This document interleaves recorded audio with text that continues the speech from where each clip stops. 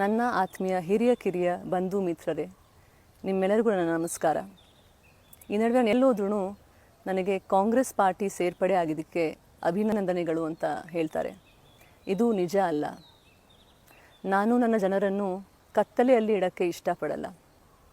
ಅದಕ್ಕೆ ಈ ಸ್ಪಷ್ಟೀಕರಣನ ನೀಡ್ತಾ ಇದ್ದೀನಿ.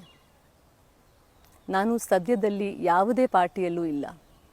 ನೀವು ನನ್ನನ್ನು ಯಾವುದೇ ಪಾರ್ಟಿ ಆಫೀಸಲ್ಲಿ, ಯಾವುದೇ ಪಾರ್ಟಿಗೋಸ್ಕರ ಕ್ಯಾನ್ವಸ್ ಮಾಡ್ತಾ ಇರೋದು, ಯಾವುದೇ ಅಭ್ಯರ್ಥಿಗೋಸ್ಕರ ಓಡಾಡ್ತಾ ಇರೋದು ನೋಡಿರಲ್ಲ.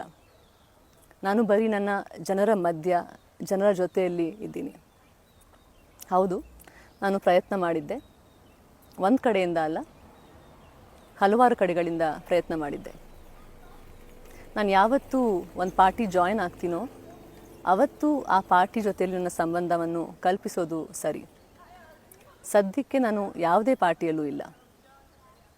ನಿಮ್ಮೆಲ್ಲರಿಂದ ಹಲವಾರು ಪ್ರಶ್ನೆಗಳು ನನಗೆ ಬರ್ತಾ ಇದೆ.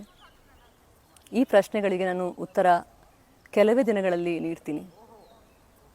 ನನ್ನ ಹತ್ರ ಸಹ ಸಾವಿರಾರು ಪ್ರಶ್ನೆಗಳಿದೆ.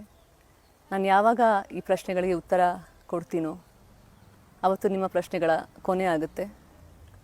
ಆ್ಯಂಡ್ ಹೋಪ್ಫುಲಿ ನನ್ನ ಪ್ರಶ್ನೆಗಳಿಗೂ ಸಹ ಉತ್ತರ ಸಿಗುತ್ತೆ. ನಿಮ್ಮ ಕಾಳಜಿಗೆ ನಾನು ಸದಾ ಆಭಾರಿ. ಧನ್ಯವಾದಗಳು. ನಮಸ್ಕಾರ.